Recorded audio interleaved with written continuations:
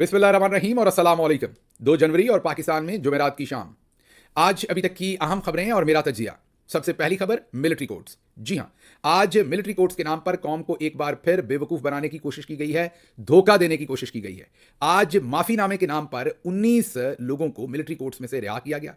उनमें से कई अपना दिमागी तवाज़ुन खो बैठे हैं, कईयों की जिस्मानी हालत बहुत ही ख़राब है। लेकिन चौधरी साहब ने, पाकिस्तान के मिलिट्री ज़राए ने ना सिर्फ उनको 2 साल नाहक जेलों के अंदर रखा, बल्कि आज उनके जाली किस्म के माफ़ीनामे जो हैं वो भी जारी किए। एक तरफ कहा जा रहा था कि रहम की अपील, जी हाँ, एक तरफ कहा जा रहा था कि आर्मी चीफ ने रहम की अपील मंजूर की है। रहम कौन सा? कि इनकी 24 साल महीने की इन्हें सजा दी थी 2 साल की, 20-22 महीने ये अपनी सजा पूरी कर चुके हैं और अब इनके ऊपर रहम ये किया जा रहा है कि इन्हें 2 महीने पहले छोड़ा जा रहा है या 4 महीने पहले छोड़ा जा रहा है। माशाल्लाह, क्या रहम है। लेकिन इस रहम के साथ साथ जहरीली मिलावट ये की जा रही है कि इनके जाली झूठे बयान हल्फी जो हैं, जो ज़ाहिर है तशद्दुद के साथ या ज़ोर ज़बरदस्ती लिए गए, वो बयान हल्फी जो हैं या उनके माफ़ीनामे सो कॉल्ड जो हैं, वो आज अपने टाउट्स को दिए गए कि मीडिया में फैला दें। मकसद क्या होगा? मकसद इन लोगों की उम्मीद तोड़ना है, मकसद लोगों का रिजॉल्व तोड़ना है, ह्यूमिलिएट करना है इन्हें। जो पाकिस्तान तहरीक इंसाफ का मोरल है उसे कमज़ोर करना है, कौम के मोरल को कमज़ोर करना है। और ये लोग जो जेलों से बाहर निकल के आ रहे हैं ताकि ये अपनी सेल्फ स्टीम और इंटेग्रिटी के साथ जी ना सकें, इनकी जो सेल्फ रिस्पेक्ट है उसको मजरू करना है, इनके इमेज को जो है वो तार तार करना है। ये वो सारे घिनौने मकासद थे जिनके लिए आज एक तरफ तो क्लेम किया जा रहा था कि रहम की अपील के बाद इन 19 लोगों को रिहा किया जा रहा है, लेकिन दूसरी तरफ बहुत ही घटिया और गलीज प्रोपेगेंडा किया जा रहा था कि टाउट्स को, अपने टाउट्स को इस्टेब्लिशमेंट के जराए जो हैं वो ये झूठे बयान हल्फी दे रहे थे। अब सबसे पहले तो ये जानना जरूरी है कि आज सब कुछ यकायक क्या हुआ है। मतलब पहले आपने देखा कि 20 अफराद को छोड़ा गया, फिर 25 अफराद को सजाएं दी गई, फिर 60 अफराद को सजाएं दी गई। अब उनमें से आपने देखा कि 19 को माफीनामा देकर, जिनको 2-2 साल की कैद दी थी, उनको आज रिहा किया गया। तो ये जल्दी किस चीज़ की है? तो ये मैं आपको बताता हूं। असल मकसद तो मिलिट्री कोर्ट्स का 9 मई किया गया था पीटीआई को तोड़ने के लिए। आपको पता है पीटीआई के ऊपर और फौज के ऊपर अपनी गिरफ्त मजबूत करने के लिए 9 मई करवाया गया था। पूरा ऑर्केस्ट्रेटेड था, सब झूठ था, ये इसमें कोई हकीकत थी नहीं। तो ये जो 9 मई करवाया गया था, उसके बाद मकसद ये था कि एक हवा बैठा के रखने, एक डर बैठा के रखने के लिए कि हमने पता नहीं सजाए मौत दे देनी है, पता नहीं क्या करना है। तो एक डर बैठाने के लिए 9 मई के इन तमाम लोगों को जेलों में रखा गया था। याद कीजिए, सुप्रीम कोर्ट ऑफ पाकिस्तान ने जस्टिस इजाजुल एहसन की सरबराही में उस बेंच ने कहा था सिविलियन का मिलिट्री ट्रायल नहीं हो सकता। फिर जस्टिस लानत की आपको याद होगा कि तावन से तारिक मसूद साहब, वो भी वैसे जस्टिस साहब के बराबर ही लानत जो है, माजरत, अभी भी वो एडहॉक जज के तौर पर बैठे हैं, एडहॉकिज्म के भी मजे ले रहे हैं। शायद यही कीमत थी जो उनको दी गई उनके इन गंदे फैसलों की वजह से। तो ये जस्टिस तारिक मसूद से फिर ये फैसला लिया गया और उसके बाद उन्हें रिवॉर्ड किया गया कि रिटायरमेंट के बाद उन्हें दोबारा एडहॉक जज लगाया गया सुप्रीम कोर्ट में। जस्टिस तारिक मसूद और उनके बेंच ने एक स्टे ऑर्डर दे दिया और इसको लिंगर ऑन कर दिया। फिर पूरा साल किसी ने इसको नहीं उठाया जब तक कि रिचर्ड ग्रैनल ने डंडा नहीं उठा लिया। जब दूसरी तरफ रिचर्ड ग्रैनल ने डंडा उठा लिया तो इनको यकायक समझ आई कि बाहर के हालात तो चेंज हो गए, माई बाप बदल रहे हैं, रजीम चेंज हो रही है ऊपर।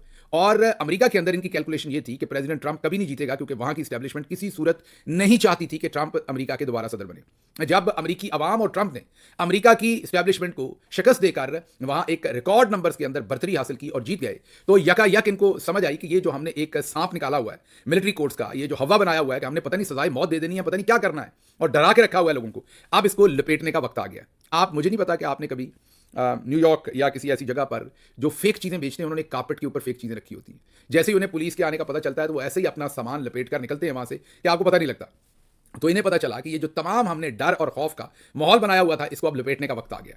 तो यकायक इन्होंने पहले 20 लोगों को और उसके पीछे आपके सामने 25 लोगों को, फिर 60 लोगों को जल्दी सजाएं दी हैं और अब माफिया भी देना शुरू की। अब एक मिनट के लिए सोच लीजिए कि ये जो 19 लोग जिनकी 2-2 साल कैद जिनको सुनाई थी और इन्होंने 20-20 महीने तकरीबन सजाएं पूरी कर ली हैं, अब अगर इन्हें ये माफ़ी, सो कॉल्ड माफ़ी जो दी गई है, रहम की अपील, ये ना छोड़ते तो क्या होता? ये हाई कोर्ट जाते और हाई कोर्ट में 1 हफ्ते के अंदर अंदर इन्हें रिहाई मिल जाती। क्योंकि मैंने आपको पहले भी बताया था कि 50% अगर किसी की सज़ा पूरी हो गई हो तो उसकी ज़मानत मिलना बहुत ही आसान होता है। तो ये लोग तो अपनी 90% सज़ा जो है वो पूरी कर चुके थे, तो इन्होंने बाहर तो आना ही था। तो अब अपना इमेज बरकरार रखने के लिए और अपने आप को बहुत बड़ा देवता बनाकर दिखाने के लिए अब माफ़ी का ऐलान किया गया है और रहम की अपील। अब आपको रहम के थोड़े से मुज़म्मरात बताते हैं कि रहम, सबसे पहले तो याद कीजिए रहम कि पिछले दिनों एक नौजवान जिसको सजा दी मिलिट्री कोर्ट ने, उनके वालिद साहब का नाम गालिबन जुनैद है और वो लाहौर में वकील हैं। वो अपने बेटे से वकालतनामा साइन करवाना चाहते थे ताकि उनकी अपील हाई कोर्ट के अंदर की जा सके उस सज़ा के खिलाफ, और उनको उनके बेटे से ना मिलने दिया जा रहा था जेल में, ना वकालतनामा साइन करवाने दिया जा रहा था ताकि वो अपना मुकदमा हाई कोर्ट में ले जाए। ये हालत है रहम की, ये हालत है इनके दिलों में मौजूद अल्लाह के डर और रहम की। उन्हें हाई कोर्ट जाना पड़ा, हाई कोर्ट में पिटीशन करनी पड़ी, हाई कोर्ट के एक जज को ये ऑर्डर करना पड़ा कि ये इनका आईनी हक है, ये इनका कानूनी हक है, वकालतनामे पर दस्तखत करने दीजिए। ये अभी 3 दिन पहले की बात है और आज ये हमें रहम की बात सुना रहे हैं। दूसरी तरफ रहम की आपको दास्तान बताते हैं। रहम की दूसरी दास्तान ये है कि 2 लोग, एक का नाम मलिक वकास है और दूसरे का नाम समी वजीर है। इन दोनों के घर वाले और वकला बता रहे हैं कि इनके ऊपर तशद्दुद और जो बुरा सलूक किया गया है उससे इनके ज़हनी तवाज़ुन ख़राब हो गए। ये दिमागी तौर पर अब दुरुस्त हालत में नहीं है, इनको छोड़ा गया है, इनको कोई अपनी होश नहीं है और एक को तो बिस्तर पर, हॉस्पिटल के बिस्तर पर ही उसके लवाहिकीन के हवाले किया गया है। तो दूसरी तरफ रहम की सूरत हाल ये है, मैंने आपको दोनों चीज़ें बताई। तो मकसद क्या था, ये अब सब कुछ लपेटना है। जो हवाएं चल पड़ी हैं और वो आपको बताते हैं, आसमा शराजी भी अब यही पैगाम दे रही हैं कि हवाएं बदल गई हैं, वो भी आपको बताते हैं। लेकिन सबसे पहले तो आपको ये बताना है कि ये कोई माफ़ी शाफी नहीं है, ये सरासर बददयांती और धोखा है जो आज दिया गया है कौम के साथ, और उसको भी कैश करने की। मतलब आप जरा हमारी मार्केटिंग चेक करें कि हम बुराई को भी कैश करते हैं। ये ऐसे ही है जैसे किसी को आप खंजर मार के कत्ल कर दें और उसके बाद ये कहें कि मैंने खंजर को कत्ल करने से पहले साबुन से धोया था ताकि आपके जिस्म में कहीं जरासीम ना लग जाए जब मैं आपको कत्ल कर रहा हूं। ये इस तरह की मार्केटिंग करते हैं कि आपके साथ बदतरीन जुल्म करके भी माफीनामे आप किए जा रहे हैं। इन लोगों की जिंदगियां तबाह करके, इनके खानदानों की जिंदगियां तबाह करके आज बता रहे हैं कि जनरल आसिम मुनीर साहब ने इनको माफ कर दिया है, जबकि हमने आपको बताया कि ये माफी होनी थी, अब हाई कोर्ट से इनकी जान छुट जानी थी। लेकिन मकसद क्या था इन जाली झूठे वकालतनामों का? मकसद था, मैंने जैसे आपको बताया, कि इनके रिजॉल्व को तोड़ना, इनको दूर करना।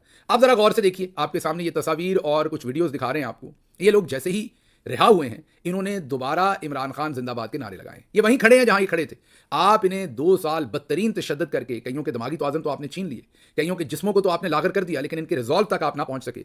और ये लोग आज भी भरपूर तरीके से इमरान खान के साथ खड़े। हालांकि हमारे बहुत सारे ब्यूरोक्रेट, बहुत सारे जनरल जो हैं, जैसे ही रिटायर्ड होते हैं, अरबों रुपया लेके दूसरे मुल्कों में शिफ्ट हो जाते हैं और अपने मुल्क से, अपनी उस ऑर्गेनाइजेशन से नाता तोड़ लेते हैं। इनको देखिए, ये जेल से रिहा हुए हैं और आज भी ये मुकम्मल तौर पर इमरान खान के साथ खड़े हैं। दूसरी बात, माफीनामे जारी करके इनको बेइज्जत करने का मकसद था, इनकी इज्जत छीनने का मकसद था।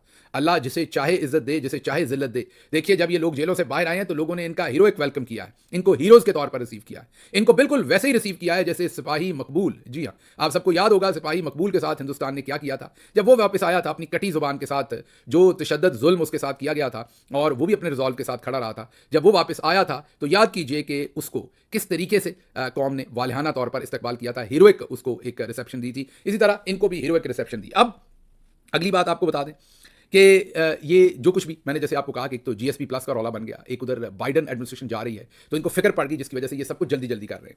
लेकिन ये जो माफीनामे इन्होंने जारी करवाए और इसके ऊपर बड़ा इतरा रहे हैं कि ये देखें जी माफीनामा, इनको अपने किए पर शर्मिंदगी है। तो मैंने आपको कल भी कहा था कि बंदूक का मुकाबला बंदूक से हो तो मजा आता है और बंदूक का मुकाबला निहत्ते के साथ हो तो माफीनामा आता है या जान जाती है। डी चौक में आपने देखा कि सरों को आपने खोल के रख दिया गोलियां मार के, वहां पर बंदूक का मुकाबला निहत्ते के साथ था। यहां आप माफीनामे निकलवा रहे हैं तो आपको याद करवा देते हैं, इसहाक डार साहब का भी एक मिलिट्री जनरल ने माफीनामा लिया था, गालिबन 37 सफ़ात या 63 सफ़ात का हाथ से लिखा हुआ वो माफीनामा था। आज एक और मिलिट्री जनरल ने उन्हें एयरफोर्स 1 के जहाज़ पर वापस लाकर, हालांकि वो माफीनामा मुख्तलिफ था, उसके अंदर इसहाक डार के उस माफीनामे के अंदर खुला एतराफ़ था कि कोई 700 मिलियन, जी हाँ 700 मिलियन रुपए की, 650 से 700 मिलियन रुपए की मनी लॉन्ड्रिंग की थी नवाज शरीफ के लिए उन्होंने, और खुला एतराफ़ था और सबूत मौजूद थे। लेकिन उसके बावजूद आज एक नए मिलिट्री जनरल ने पिछले मिलिट्री जनरल के उस माफीनामे को रद्द कर दिया और इसहाक डार को डिप्टी जो है वो प्रेसिडेंट, प्राइम मिनिस्टर बनाया हुआ है पाकिस्तान के अंदर। दूसरा माफीनामा अभी हमने आपको याद करवाया था कि डेरा इस्माइल खान में हमारे एक सर्विंग कर्नल साहब को तालिबान ने अगवा कर लिया था, बंदूकें कनपटी पर रखकर उनसे भी उनकी मर्जी का बयान जारी करवाया गया था। तो इसकी कोई अहमियत नहीं होती जो आप जबरदस्ती के माफीनामे लिखवाते हैं और जबरदस्ती की प्रेस कॉन्फ्रेंसेस करवाते हैं। इसकी महज़ब दुनिया में, आपके ड्रामे के लिए तो ठीक है, लेकिन महज़ब दुनिया में इसकी कोई जगह मौजूद नहीं है, ना इसको इज्जत की निगाह से देखा जाता है। बहरहाल मुख्तसर बात यह है कि आज ये सब कुछ किया गया कौम के साथ। दूसरी तरफ सुप्रीम कोर्ट ऑफ पाकिस्तान जो है वो बेशर्मी के साथ अब अगले हफ्ते इस केस को दोबारा लगा रही है। जी हाँ, जस्टिस अमीनुद्दीन का आईनी बेंच अब इस केस को दोबारा सुन रहा है। अब इनसे कोई पूछे कि अब आपने इस केस को सुन के क्या लेना है? आप लोग अपनी सजाएं पूरी करके बाहर आ गए हैं और आप इस केस को लगाकर फैसला नहीं कर सके कि सिविलियन का मिलिट्री ट्रायल हो सकता है कि नहीं। मीन इससे बड़ी बेशर्मी क्या होगी हमारी रियासत की, रियासती इदारों की, specially supreme court of Pakistan की, कि लोग सजाएं पूरी करके बाहर आ गए लेकिन आप अभी तक इस केस को ना सुन सके और अभी भी जस्टिस अमीनुद्दीन जो है वो अगले हफ्ते इस केस को सुनने का प्रोग्राम रखते हैं। अगली खबर की तरफ चलते हैं। इरफान सदीकी, जी हाँ, आपको पता है कि वो जनरल आसिम मुनीर साहब के उस्ताद भी कहे जाते हैं और कहा यह जाता है कि ये जो लंदन एग्रीमेंट वगैरह सब कुछ हुआ था इसमें इरफान सदीकी का बहुत ही कलीदी किरदार था। इरफान सदीकी की आपको वो मशहूर ज़माना तस्वीर याद होगी नवाज शरीफ साहब के साथ, जिसमें उन्होंने प्लेट में बहुत सारी बोटियां डाल रखी हैं। एक बोटी उन्होंने पूरी मुंह में डाली हुई है जिससे उनका ये वाली जो चीक है वो बाहर को निकली हुई है, क्योंकि मेरे ख्याल मुंह में इतनी जगह नहीं थी जितनी बोटी उन्होंने मुंह में रख ली थी। दूसरी बोटी उन्होंने हाथ में पकड़ी हुई है और नवाज शरीफ साहब पास खड़े हुए कह रहे हैं कि इनकी प्लेट में और बोटियां डालें। वो तस्वीर आपको याद होगी, ये वही इरफान सदीकी साहब हैं। भारत इरफान सदीकी साहब ने आज ये बयान दिया है कि तहरीक इंसाफ ने जो 2 मुतालबे किए हैं वो बहुत बड़े मुतालबे हैं। उन्हें हमारी हदूद का तयन करना चाहिए, पहले हदूद का भी ख्याल रखना चाहिए कि हमारी हदूद क्या है। दूसरे लफ्ज़ों में हदूद का लफ्ज़ उन्होंने थोड़ा सा अपने आप को मुतबिर करके इस्तेमाल कर लिया। वो कहना ये चाह रहे हैं कि हमारी औकात देख के हमसे मुतालबे करने चाहिए। तहरीक इंसाफ के मुतालबे क्या हैं? एक तो 9 मई और उसके साथ साथ 26 जो नवंबर है इसकी आज़ादाना जुडिशल इंक्वायरी है, और दूसरा जो बेगुनाह लोग हैं उनकी फौरी रिहाई है। ये 2 मुतालबात तहरीक इंसाफ की तरफ से हैं। और इरफान सदीकी कह रहे हैं कि हमारी हदूद का भी ख्याल करें, मतलब कि हमारी औकात का ख्याल करें, जो कि दुरुस्त है। इमरान खान तो पहले दिन से आपको बता रहे थे कि आपकी औकात का हिस्सा नहीं है। मैं यहाँ पर जल्दी से आपको एक बात बता दूँ कि इमरान खान को बहुत अच्छी तरह से पता है कि ना आपके मुज़ाकरात में से कुछ निकलना है, ना इन मुज़ाकरात के बारे में आप सीरियस हैं, लेकिन वो आपको क्यों वक्त दे रहे हैं? ताकि कल को आप कौम को ये ना बता सकें कि हम मुज़ाकरात करना चाहते थे, इन्होंने तो नहीं किए। तो इमरान खान वो हुज्जत तमाम कर रहे हैं, उन्हें बाकी सब पता है कि इन मुज़ाकरात के अंदर ना आप सीरियस हैं, ना आप इसमें से कुछ निकालना चाहते हैं। अगली खबर आपके सामने रखेंगे जी, वॉशिंगटन पोस्ट और गार्डियन की जो स्टोरी थी, आपको याद होगा 20 लोगों को पाकिस्तान के अंदर घुस के मारने की, याद होगा आपको। अब वॉशिंगटन पोस्ट ने भी वही स्टोरी जो है वो जारी कर दी है। दुरुस्त सुन रहे हैं आप, वॉशिंगटन पोस्ट ने भी अब स्टोरी जारी कर दी है कि किस तरीके से हिंदुस्तान ने पाकिस्तान में घुसकर लोगों को मारा है। और वॉशिंगटन पोस्ट ने, सबसे पहले तो आप सोच रहे होंगे ये स्टोरी क्यों जारी की है। उन्होंने को हमारी मोहब्बत या प्यार में जारी नहीं की, उन्होंने ये कनाडा और अमेरिका के अंदर जो हिंदुस्तानी रियासत ने, यहाँ पर जो सिख सेपरेटिस्ट हैं, खालिस्तान की मूवमेंट चलाते हैं, उनको जिस तरीके से कनाडा में कत्ल करवाया गया और उसके साथ साथ अमेरिका में भी कत्ल करवाने की कोशिश की गई, इन वजूहात की वजह से वॉशिंगटन पोस्ट ने इस स्टोरी को पिकअप किया। और गार्डियन पहले ही इसी तरह की एक स्टोरी जारी कर चुका है। अब वॉशिंगटन पोस्ट ने भी होशरबा इंकशाफात किए हैं और अपने उस कनाडा और अमेरिका के इंटरेस्ट की वजह से उन्होंने पाकिस्तान की स्टोरी को भी पब्लिश किया है और बताया है कि पाकिस्तान में किस तरीके से जो हिंदुस्तान है उसने टारगेट करके, उन्होंने कहा कि टारगेट किलिंग हुई है, उन्होंने कहा कि दहशतगर्दी के वाकयात किए गए हैं, बम धमाके करवाए गए हैं, हर तरह से उन्होंने अपने टारगेट सेलेक्ट किए हुए थे। उजरती कातिल उनके लिए हायर किए, कुछ अफगानिस्तान से, कुछ पाकिस्तानियों को हायर किया और लोगों को मरवाया गया। हम बार बार आपको आमिर सरफराज तांबा की स्टोरी बताते हैं, जिनको लाहौर में 2 मोटरसाइकिल सवारों ने उनके घर में उस वक्त घुसकर कत्ल किया जब ये गार्डियन की स्टोरी कई दिन पहले आ चुकी थी। और इस कत्ल से 2 दिन पहले हिंदुस्तानी जो वजीर मोहतरम थे, वो राजनाथ, वो भी कह चुके थे कि हाँ, हमने घुस के मारा है और आइंदा भी घुसकर मारेंगे। और उनकी इस स्टेटमेंट के 2 दिन के बाद आमिर सरफराज तांबा को लाहौर में घुसकर मार दिया गया था। ये सारा जिक्र भी दोबारा वॉशिंगटन पोस्ट ने भी अब हमें ये इज्जत बख्शी है और हमें ये तमाम का तमाम सारी चीज़ें हमारे सामने रखी हैं। अब वॉशिंगटन पोस्ट भी रख रहा है, गार्डियन भी रख रहा है, हिंदुस्तान भी डंके की चोट पर कह रहा है और वॉशिंगटन पोस्ट कह रहा है कि 2014 में जब अजीत दोवल ने यह बयान दिया था कि अब हमें पाकिस्तान पर डायरेक्ट हमला करने की जरूरत नहीं है, हम अपने तमाम टारगेट वहां इनडायरेक्टली अचीव करेंगे, तो उन्होंने कहा कि इसके बाद से उनकी ये पॉलिसी है। 2021 के बाद, मतलब कि इमरान खान की हुकूमत जाने के बाद से ये कार्रवाइयां जो हैं शुरू की गई। जाहिर है हिंदुस्तान भी सारी प्लानिंग में, रजीम चेंज में कहीं ना कहीं बैक एंड पे शामिल होगा। और उन्होंने जैसे ही इमरान खान की हुकूमत गई या जाने वाली थी तो उस टाइम उन्होंने ये सारी कार्रवाइयां शुरू की और आज के दिन तक वो कर रहे हैं। अब आप गौर कीजिए कि इसके ऊपर वॉशिंगटन पोस्ट तो लिख रहा है, वो तो बोल रहा है और वो अपने मसले की वजह से बोल रहा है और लिख रहा है, लेकिन हमारे वाले चुप हैं। हमारी हालत उस नशई मर्द की हो गई है या नौजवान की हो गई है जो नशा करके आके घर के अंदर मासूम बच्चों को और खवातीन को पीटता है, लेकिन घर के बाहर वो नशा करता है। तो हमारी यही हालत है कि हम, ये मैं एक एनोलॉजी दे रहा हूं कि हमारी हालत यही है कि हम अपने पाकिस्तानी अगर एहतजाज करें तो उठाकर मिलिट्री कोर्ट्स में ठोक देते हैं, उनको मुर्गे बनाते हैं, नंगे करके मारते हैं, ज़हनी तवाज़ुन उनके खत्म कर देते हैं, पार्टियां छुड़वा देते हैं, ज़बरदस्ती प्रेस कॉन्फ्रेंसेस करवाते हैं, जर्नलिस्ट उठा लेते हैं, इदारे बंद कर देते हैं, हर तरह की तबाही करते हैं, सुप्रीम कोर्ट पर कब्जा कर लेते हैं, तमाम तबाही करते हैं हम अपने शहरियों के ऊपर। लेकिन हिंदुस्तान के बारे में अब बार बार रिपोर्ट आ रही कि उन्होंने घुस के मारा और किसी एक जगह से आवाज नहीं आ रही। ना आज हमारे ISPR बोल रहे हैं, ना आज हमारा फॉरेन ऑफिस बोल रहा है, सब बिल्कुल गूंगे हुए हैं, एक आवाज तक इसके ऊपर नहीं उठा रहे। मुझे इजाजत दीजिए, अल्लाह आपका हामी और नासिर हो। पाकिस्तान जिंदाबाद।